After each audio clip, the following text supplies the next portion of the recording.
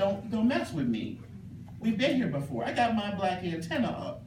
That's why they gave me the toaster when I was born. Don't start.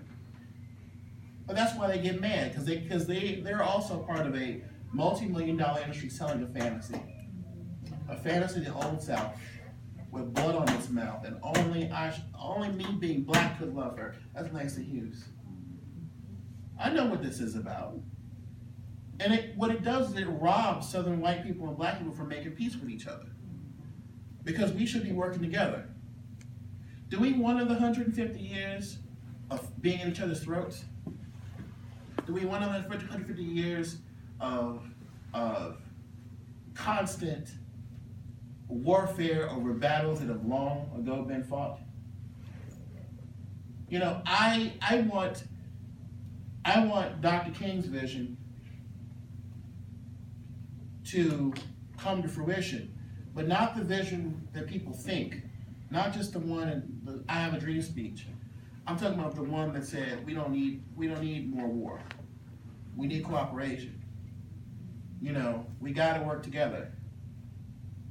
And that's not just him. That was Malik Shabazz. That was Malcolm X's vision too when he left this world. It was coalescing things. And for me, here's the thing. When you go to Israel, Palestine, you will notice something. All people are genetically connected, culturally connected. Same hummus, different kitchen. Right? They tried to get me in Jerusalem, by the way. They was like, so Micah, tell me, who owned the hummus? Arab chef, Israeli chef. I said, y'all trying it today. And so I said, do the Jews own hummus? Yes. Do the Arabs own hummus? Yes. They're both gasping. And I said, hummus has nothing to do with whether you're Jewish or Arab. I said, hummus started with a Sumerian woman whose kids were hungry, and all she had was some garlic, some chickpeas, and some olive oil. She said, she mashed that mess and said, y'all sit down, shut up and eat. I said, hummus is above and beyond you. Hummus is the food that your your ima, your mother gave to you before she knew what the God of Abraham was all about. So just sit down and eat it and find out what you have in common. Stop making war and start making peace. Understood. That's what this is like my amen corner. Always have an amen corner first. Fabulous. So that's my approach, and that's my approach to the South too. We are blood-related people. You can't throw a stone. I mean, just go into southern communities and be like, you go to black cemetery, go to white cemetery, the names are all the same. Who are we fooling? Who are we fooling? If you did an ancestry DNA test, some people would be upset. You know, well, I ain't black, I never had no 15% sub-Saharan African. Whoops.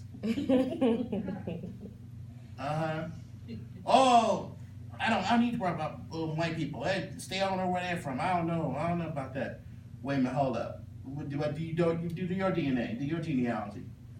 You connect to all of them. Those are your cousins. So if we're family to each other, albeit a dysfunctional family, then we need to figure this out. Because we are here for a reason. We have been given this humongous challenge by the universe for a reason. And food is my way of mitigating the conflict and all that. I fully realize there's some irreconcilable differences with certain things. I do realize that. I don't have, the kumbaya is not my vocabulary. You know, it really isn't. But on the other hand, there is a sort of like political dedication to never stop trying.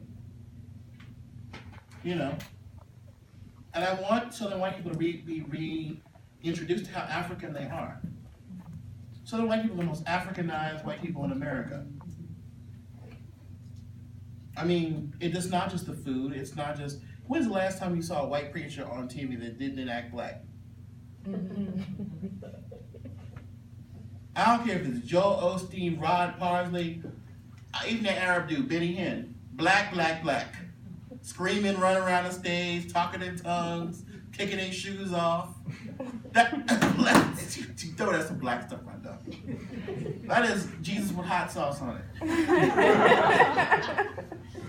Come on now, let's be real. Let's be real.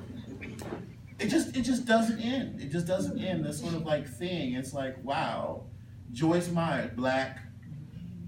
Joyce Meyer's like the Paula Abdul of evangelical Christianity. You know? She really is, but she's not going to tell you, but she is. Some of y'all know exactly what I'm talking about. You don't see the Joyce Meyer up in the morning, 6 o'clock in the morning. So that's my whole point. It's like we're in this. We already are in this. What are we going to do with it? You know? So, wow, I talked too much. I really want to, really want some questions. I came with other stuff to do, but I had to get through a lot of ideas. You said, tell the story, and I'm like, I had a lot of different things to put out there. Now that you have the ingredients for the pizza, make your own. All right, anybody? Dialogue with me, please. I really don't, I have no bounds here. Go ahead. How do you get beyond the choir? How do you get beyond the choir? People who already want to show up and listen to you. Right, that's they good. already believe you. Right. So how do you, is that food, you like give them some food and then you're like, hey. Yeah, because once you eat my food, you can shut up and listen to what I have to say. And I think that's a big technique that I have. I remember one time I was at a plantation in Virginia, and I was surrounded by Confederate reenactors. And I'm like, okay. And so I made this announcement. I said, hey y'all, I got some persimmon beer. Well, that worked. I mean, they were best friends. We solved the Civil War, you know, a couple cups, you know. But it gave them an opportunity to hear from me and sort of break down some of their walls. And me break down some of my walls. I still have it, I still have my set boundaries you ain't gonna cross. But I'm gonna tell you right quick that it does help. People, you know, have this dialogue, and I used to be real, you know, pissed off when sometimes white folks would be like, well, I had a colored maid. Oh, God. And then I started thinking to myself, wait a minute, what was her name? What did she make? Where did she live? Realizing that sometimes our mamas and grandmamas and great-grandmas will come home and leave their white people's world at work. And they never said what they accomplished, what they did, how they did, and back home. So that person on the other side of the tracks, who's being nourished and raised by this black woman, have different stories and narratives about her the family didn't have.